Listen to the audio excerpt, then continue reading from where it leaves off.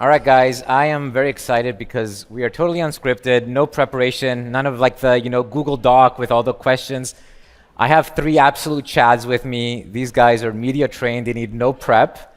We are actually gonna brainstorm and think about, WTF is gonna be the crypto endgame. I was trying to tell them, let's think about 2050, and they were like, 2050, like by 2030, we're already at the endgame. These guys think, the world is moving at a very high pace, so I'm kind of curious and excited to start getting their thoughts. You guys need no introduction, but maybe like a very, very quick one, and then we'll get into it. I'm a boomer Bitcoin maxi. Bitcoin maxi. Udi Wertheimer is my name. I'm also CEO and customer support for Taproot Wizards. Woo! My name is Mert. I am the CEO of Helium Mobile, and I post on the internet about Solana and Zcash. That's good. I'm Alex Good. I run a project called Post Fiat, and I post about Doom, and generally Doom post a lot. Yeah. Okay, so we have Bitcoin maxi with sunglasses. We have super smart bald guy. I don't know exactly what Mert is. And we have AI King. So guys, let's start with the easy one. The easy one is financial markets. Obviously, DeFi, crypto, this is kind of the main fit that has been found already. If we look at the crypto endgame, obviously financial markets, we're seeing a lot of stocks start to come on chain. We're seeing a lot of money markets, a lot of different things. Maybe Mert, kick us off. Like, what do you think is the end game for financial markets and financial trading on chain? The end game for financial markets, well, probably depends on the time horizon, but I think we're slowly... 5 years, 5 years. 5 years? 5 Okay. years. Oh man, that's going to be tough. CT has the 5 years attention is a span long of like time, 18 right? seconds. You wanted to do 30 years. I did.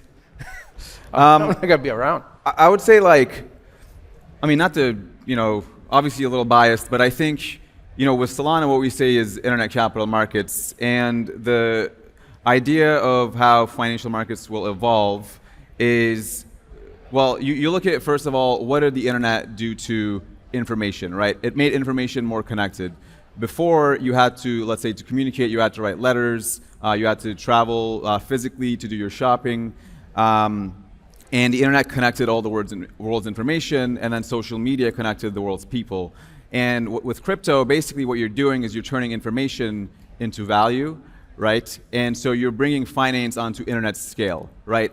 All these new things that we have, smartwatches, AI, LLMs, all these things are in the internet age, but finance has been relatively stuck in like this weird hybrid between the internet, but also like antiquated systems. And so now when you increase the connectivity of value, you start getting some interesting like things that are considered bad, so like the speculative nature, right? The narratives dominate everything else. But then you also get things like increased access to markets, bigger markets, right? Just with an internet connection, if you're a kid in Bangladesh, you can make the same investments as somebody with a trust fund in New York City, right? So Do you think we're going to have KYC type things like a Robinhood chain, and that's where everything's going to be happening? Or is it going to be like a, Solana or something else that is just non-KYC anybody? The kid in Bangladesh is, flipping stocks. Like, what do you think is actually going to have the liquidity and transactions?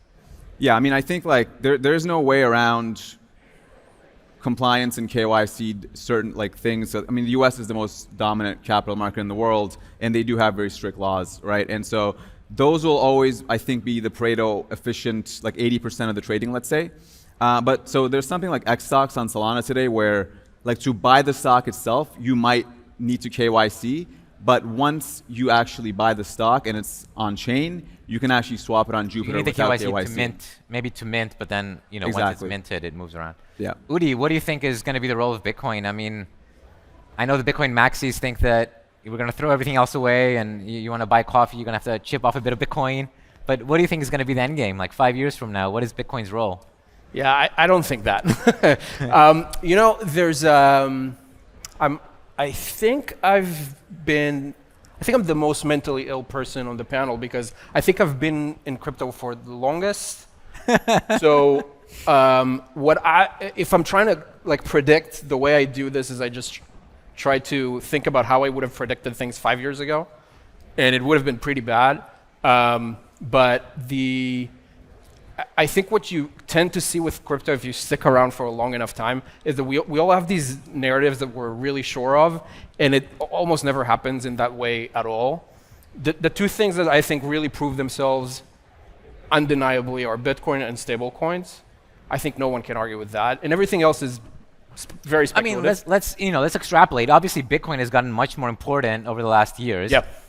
But like, how important can it get? Like, does it? So the big thing, I think the big thing that, and some people, so with Bitcoin, people always tend to rush. So when people used to make the predictions 5 years ago, they would be like, yeah, like the United States is going to adopt Bitcoin next year, which of course was completely unrealistic. But I think if we're talking about 5 years from now, we might actually start seeing major, countries like the United States implementing a national reserve of Bitcoin. I think in 5 years this finally becomes. Is it going to back the currency? Like, is it going to be like some kind of no? Backing, or it's just going to be a separate thing? What if AOC is president?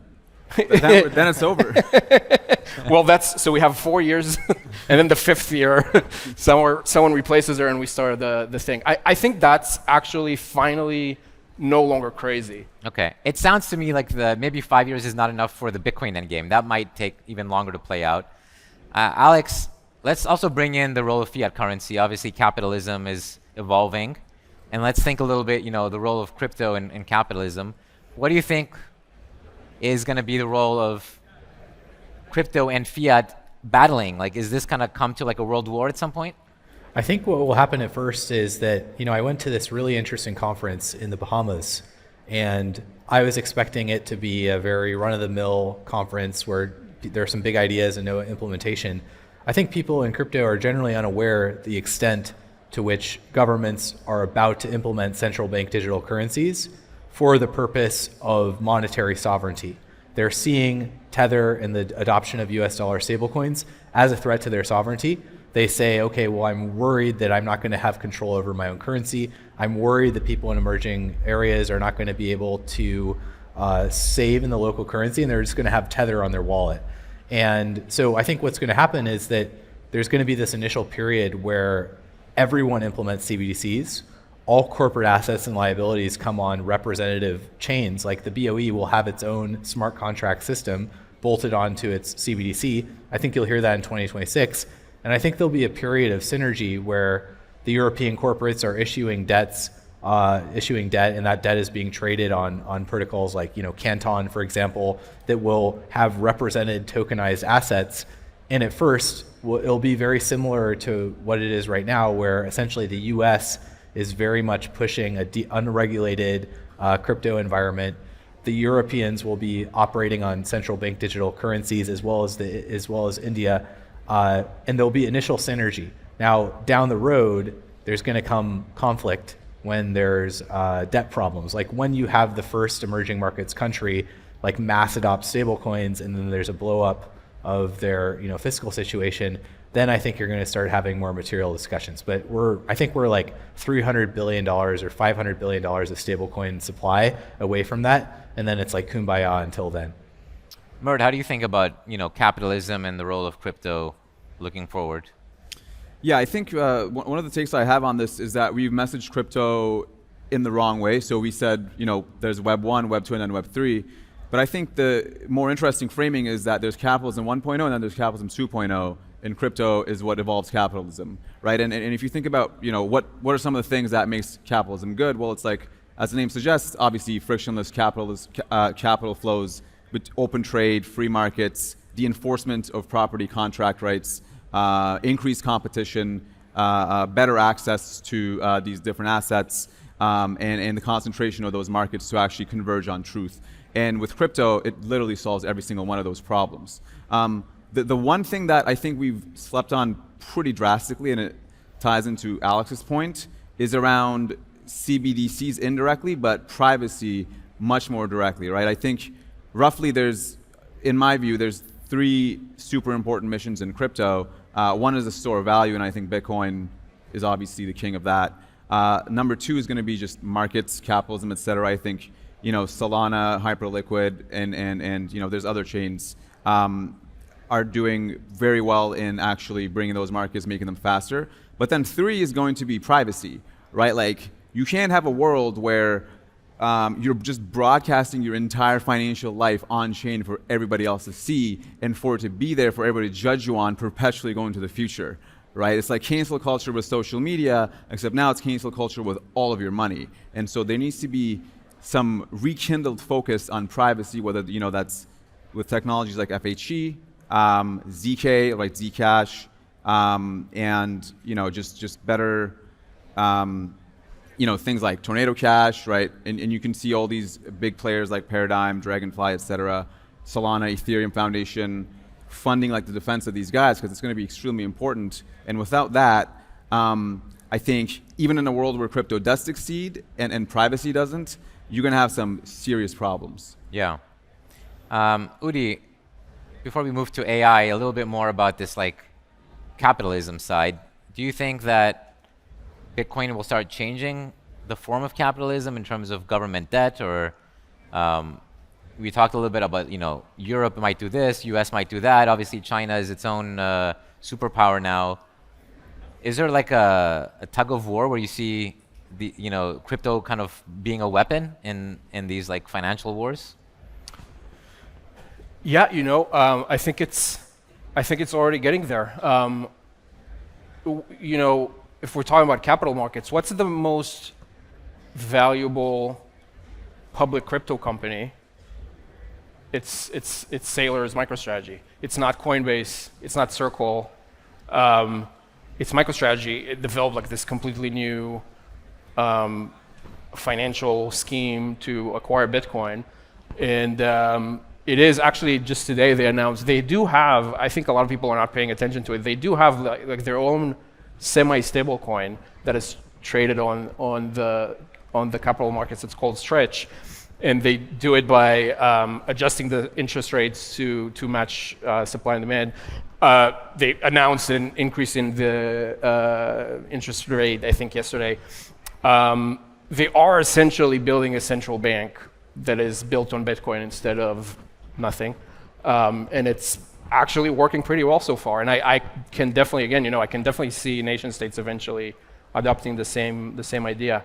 I think it's really interesting. The biggest company that is public in this space, all it does is buying Bitcoin, which is pretty crazy. Yeah. I think we'll see more of that. Okay. Let's kind of, put some AI into the pot, because obviously that's evolving at a speed that is hard to keep up with. And if we're looking at an endgame, there's not going to be a world where that's not a big part of it. Alex, I mean, this is something that you go on these epic, crypto Twitter rants about the role of AI and how crypto might play a role. Obviously, the social fabric might change a lot. We're seeing the younger generation grow up in a world where, a lot of the things are done automatically. Maybe, there's a lot of hyper gambling. The role of people and their job is not going to be an identity anymore. Give us some of your first thoughts on like what that end game looks like. Yeah, I think maybe something that people are underappreciating with some of these new stablecoin launches, whether that's Cloudflare or Tempest, a lot of the future stablecoin demand has API-rich systems that allow agents to pay users for services. And so the future which is envisioned, and this is not just me saying this is the CEO of Coinbase, the future is essentially, if we believe in AGI, if we believe that basically AI entities are going to become more intelligent and more capable than people and have long-running agentic capabilities. I don't know if you saw like Claude Sonnet 4.5 can work for 30 hours straight, right? So if you have agents that have bank accounts that are pseudo-unbanked entities, and these agents are very, very intelligent, the logical configuration of the economy is actually agents paying humans for work. And the API layers that are being built by all these stablecoin companies are directly facilitating that. And the venture dollars that are pouring into it are heavily from AI native funds. So when A16Z or another big fund will back one of these protocols, or Matt Wang, he made all his money on TikTok. Like all of these people are going to be AI first. And so therefore I think probably like we've existed in a crypto environment which is all Bitcoin. MicroStrategy is the biggest driver of adoption. But we're moving into a capital environment where secondaries on OpenAI and Anthropic are now the dominant traded kind of capital asset. And so going forward, I think you're going to see just a totally drastic shift. And I believe that that's going to be essentially like what you're going to see is a lot of different permutations of society looking like a Fiverr. Like you're basically going to see a bunch of people running around and doing what AI agents say. I think there's like so a are you second. envisioning, like, let's say we had all these little toys, AI XBT, Twitter accounts that they could maybe like sometimes tip some money to people. Are you envisioning a world in which people are getting paid by AIs that are programmed, and I don't want to call them digital slaves, but they have like their boss is an AI that's sort of paying them to do stuff? Is that where this is going? I think so. I think like an interesting example would be like Mert and Zcash, right? So, like a sophisticated AI agent would not just be able to identify a news flow. It would be able to identify that Mert has a strong follower count and a distribution channel which Zcash lacks, and then combine those two elements into a cohesive whole. And then it would basically take a huge position in Zcash and then go to Mert and say, hey, I basically want you to CTO this coin, right? I think that's like the emergent capability that's going to arise. And I think people are unready. Like, yeah, I think the initial crypto bull run, like just wasn't at all representative of the level of agentic capability that's coming. And I think everyone lost a lot of money on it, actually. I think like everyone dreamed the dream with AI 16Z, or everyone dreamed the dream with like AI XBT. And then we're like, wait a second, like it's just a chat bot. This feels really bad, man. So I think it's like I think 2025 and 2026 are just the beginning of emergent AI, even generative media capabilities. Yeah. Mert, apart from this scary world where the AI overlords are just paying people, let's just think about the obvious thing that will happen, which is agents paying each other. I mean, there will be a ton of agent-to-agent payments. Have you thought a lot about the kind of infrastructure that it will take to support an incredibly large amount of tiny, micro payments? And is it going to be supported by any kind of the blockchains that we have, or is it, you kind of throw the decentralization out and then you just build a very centralized kind of, ledger system for all these agents? What do you think? Well, I think in terms of agentic payments, so there's a few interesting new developments. There's the 402 protocol by Coinbase, which is where, it's an HTTP standard where you can, without creating an account with a website, you can actually communicate via the web, like the HTTP interface, via just an API call, and you can make the payment directly. And so these things, the first version or the previous version of the internet basically looks like these walled gardens where you had to like authenticate and do all these different things, create an account, give them your email, your social insurance number, your dog's name, all this stuff. But now you just give them like, I don't know, 1 cent of some coin, and then the robots do the talking. And so that's going to be interesting in enabling new use cases. As far as the infrastructure goes, I don't want to bore people too much, but like, so Cloudflare, this Alex mentioned it, but I think the Cloudflare news really went under noticed.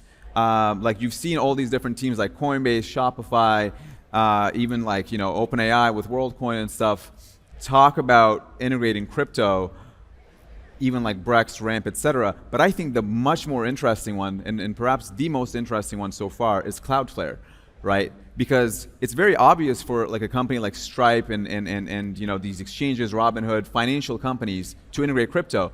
What's not interesting or obvious is that Cloudflare is how the entire internet works today, right? Like literally whenever you make a call to any website, it is protected by Cloudflare. The entire internet runs on Cloudflare. So if they're actually now integrating crypto infrastructure, stable coins, that's going to fundamentally change how interactions on the internet are done. But also it shows you, it's a signal into showing you that the very, very serious people are now actually interested in crypto versus seeing it as like this, silly speculative game. And then, to answer your actual question, today certainly you can do microtransactions at scale depending on your architecture. You can certainly do it on Solana. You can do it on various L2s. You can probably do it on Hyperliquid. I mean, really, the only thing you probably can't do it on is going to be like Cardano, and so sorry to any Cardano fans, not really, but it's you but can even already those basically chains, do I it. mean, we were talking about like 100,000 transactions a second as like a theoretical limit.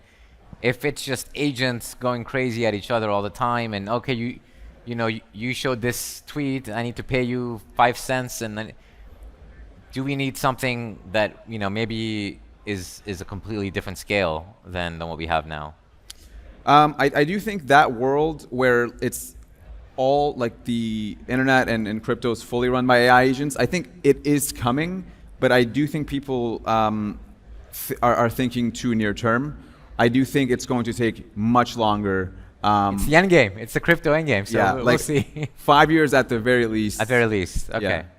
Yeah. Udi, let's talk about income inequality, UBI, these kind of topics, because I've been tracking this stuff for a long time, and it feels inevitable to me that income inequality keeps going up. Bitcoin doesn't solve that. In fact, kind of worsens it because people can just hodl their way up to riches if they have enough early on. There's going to be a lot of new, billionaires and overlords that are kind of able to develop the new AI tools. What do you think crypto's role is going to be? Do you believe in something like digital UBI through, WorldCoin is one of many imaginations of this, but like, what do you think it could look like when we have to redistribute? I'm going to be a little bit bearish. I think everything. I think everything in the intersection of AI and crypto is ages too early. I think it's way too early to think about. I know we're talking about the end game. I think that it's the reason for that is not because AI is not advancing quickly. It is advancing very quickly. It is because it's advancing so quickly. We're not gonna. Anyone who's building solutions today is gonna be irrelevant in a week. I think we're just not. That's not the game that we are likely to have an advantage in as the crypto industry, in my opinion. Not yet. Probably later. But we're seeing like massive countries, even like India, which is a very huge amount of people, chaotic, but they're already getting their stuff together. Everyone's getting all these, digital IDs, all this stuff kind of getting sorted out. Do you not see that, before too long, that'll be some distribution mechanism using maybe some digital currency or some form of it? You mentioned CBDCs, but do we not sort of start airdropping? I think everything, I think everything is going to be digitized. I'm not sure how much of it is actually going to use crypto stuff. At the end of the day, if it's issued by a government or a state, I'm not sure that it's necessary. I think that, every few years, every cycle, we go through this process where governments realize that actually crypto probably doesn't give them much, except with where it comes to capital markets. So yes, crypto can be very good in that. But when people start talking about, hey, digital IDs on the blockchain, hey, maybe we're gonna, issue our own currency, that doesn't necessarily make sense. But we'll see. I'd love to be proved wrong this time, but so far I kind of doubt it. But I think the other side to that is that I think we're in this kind of pretty fortunate position where everything in crypto and in Bitcoin, but really in crypto, is shifting a lot politically in the last couple of years. And luckily, we can use AI as a tool to get ahead. I'm not even thinking about how crypto can improve AI. I'm thinking about how AI can improve my business. And I think governments will be thinking about how AI can improve their programs more in the planning stage and the implementation stage than actual, how can we use crypto integrated with that? I think that's for later. But I mean, I believe very strongly that, even in the crypto industry, I think a lot of both individuals and businesses are kind of about to be sidelined in Bitcoin. I think we're getting into this moment where things are going to go really exponential, because I think it's getting ready for nation states, because I think that a lot of old holders are selling and sold, so that sets us up for a more explosive move. Yeah. Which means that, in my opinion, everyone should be thinking about how do I get more Bitcoin before that happens. And AI is a great tool to help you do that. Because everything is changing right now, we're not thinking that fast, right? Like if you think back to, I don't know, 2 years ago, how does AI help you get more Bitcoin? You just go to ChatGPT and say like, hey, how do I get some Bitcoin? So 2 years ago, I mean, that's a good start, and people are doing that pretty well. But like two years ago, the world as it relates to crypto and Bitcoin was completely different. All the strategies that all of us had are basically irrelevant now because everything changed. AI is really good at coming up with completely new ideas and brainstorming and coming up with completely new strategies and planning. So I would say, instead of like, hey, let's figure out how to integrate crypto into that, let's do what most of the world is doing, which is take that intelligence and use it before everyone else figures out they can do that. Yeah. Alex, I mean, sometimes I've been reading your posts, and you kind of paint a lot of dystopian futures with a lot of government control. And the reality is, when there's a lot of change and people get very scared, they're usually happy to let the government take a lot of control because they want someone to step in. They don't know what's going on. I can see a couple different scenarios. Like one is crypto is the escape hatch, and you get these network state type of, different organizations, different ways of thinking about a community or collective that are digital, and that's maybe an escape from crypto. Or the government sort of takes over the crypto, and the things you mentioned about privacy and control, that starts to fall within the government purview. What do you think is most likely? Is crypto an escape hatch, or is crypto just getting taken over? I think back when Biden was in charge, it was very much an escape hatch.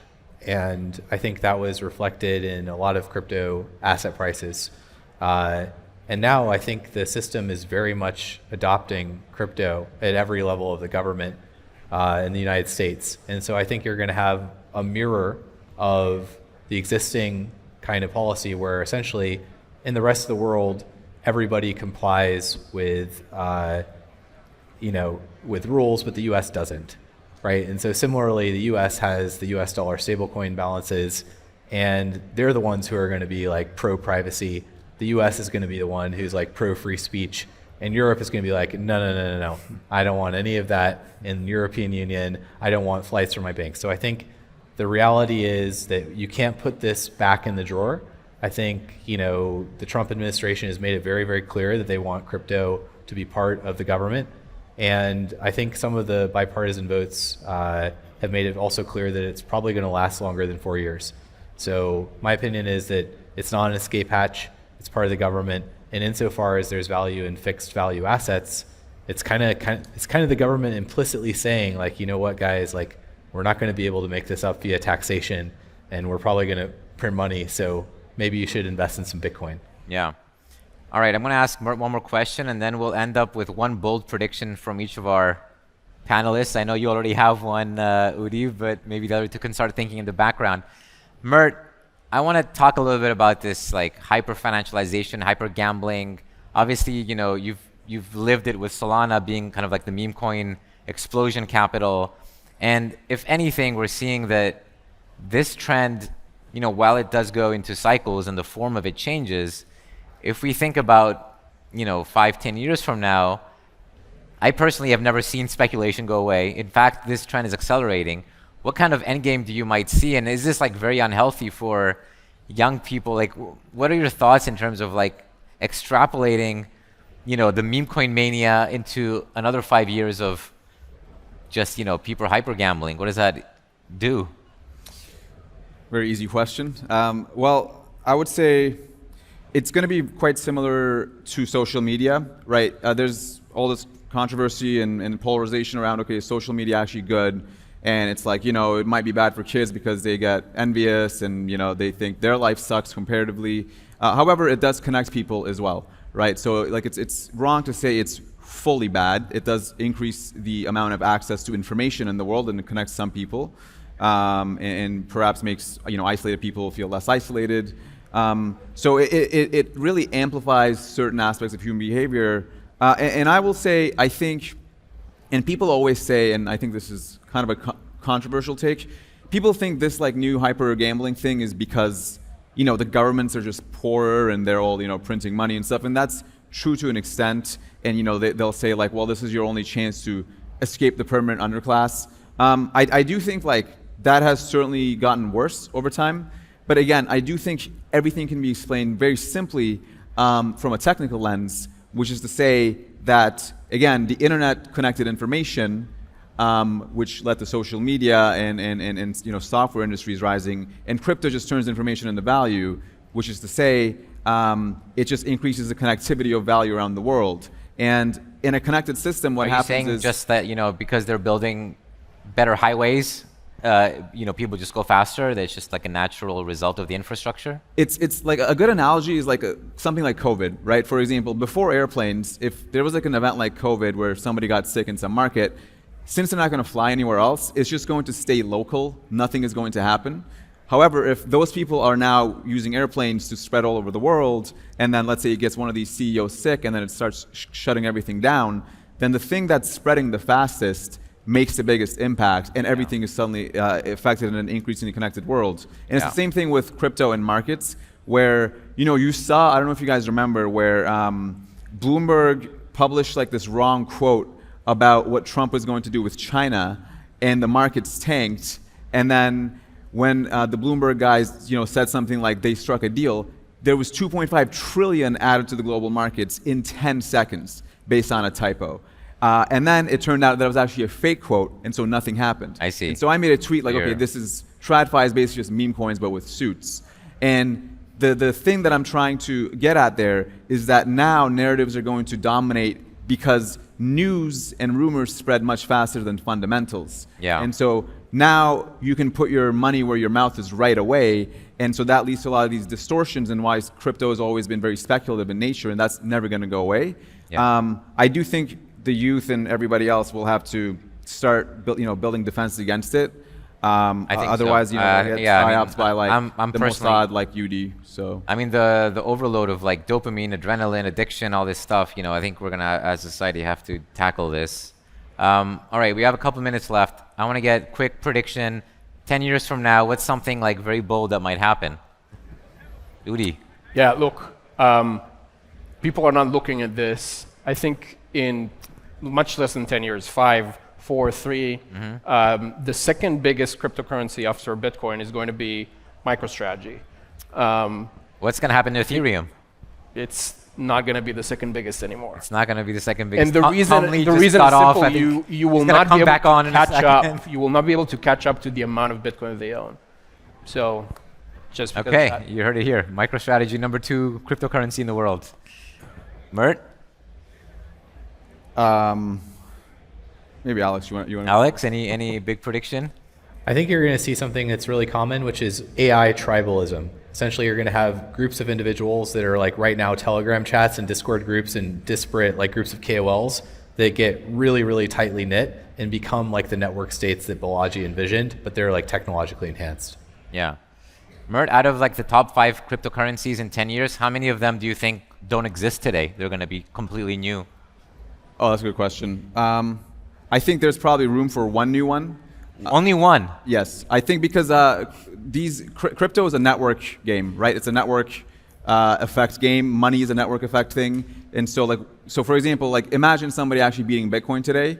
It's probably not going to happen, right? The mimetic effect, the network effect is too strong. Is Ripple or BNB falling out? For sure, yeah. One of those 100%. I know you're not going to say Solana's falling out. Yeah, I think one of those two. Okay. For sure. But yeah, like prediction, I don't know. Solana will be 1,000, so I will have hair again. I don't know, something like that. But no, I think like one actual opinion I have on this is that crypto will be much more important than AI. More important than AI. That is a bold prediction. Guys, we're out of time. I hope you enjoyed it. I definitely did. This was all unscripted, so I hope you took something.